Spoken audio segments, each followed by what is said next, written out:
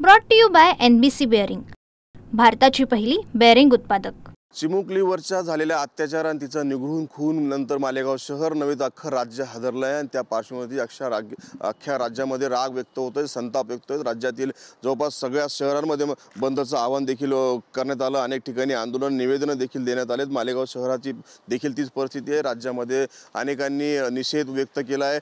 आरोपीला कठोरात कठोर फाशी द्यावी अशी मागणी देखील करण्यात येते। मालेगाव शहरातील काही आपले नागरिक आहेत, आपण त्यांच्याशी बोलूया। नेमकी काय तुमची भावना आहे चिमुकल्याप्रती? फास्ट ट्रॅक कोर्ट जरी लावला आणि त्याला फाशीची जरी शिक्षाची मागणी करताय, परंतु ही झालेल्या अत्याचारासमोर ही फाशीची शिक्षा तुटपुंजीत ठरणार आहे। संतप्त मालेगाववासियांची, शोकाकुल मालेगाववासियांची एक शासनाला विनंती असेल, फाशी न देता त्याचा थेट एन्काउंटर करा, ते पण सार्वजनिक पब्लिक प्लेसवर करा।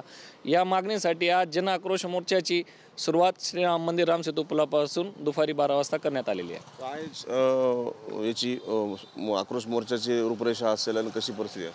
11 वाजता शोकाकुल मालेगाववासी एका ठिकाणी जमा होऊन रामसेतूवरून पादाक्रांत करत, पदफेरी करत आपला निषेध अप्पर जिल्हाधिकारी कार्यालयापर्यंत जाणार आहेत।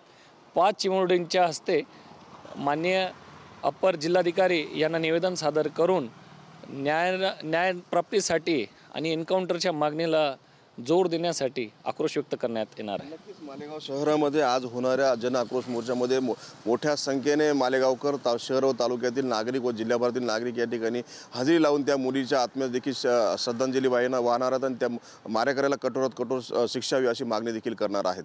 Manohar Shavale, TN Marathi, Malegaon. Brought to you by NBC bearing, भारताची पहिली बेअरिंग उत्पादक।